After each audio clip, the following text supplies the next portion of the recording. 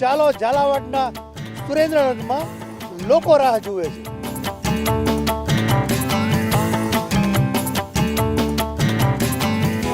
બાકી એક પણ પ્રોજેક્ટ એમને નવો શરૂ કર્યો નથી। અમારે તો એવો સભ્ય ઉમેદવાર જોઈએ જે નગર શહેરના કામ કરી શકે।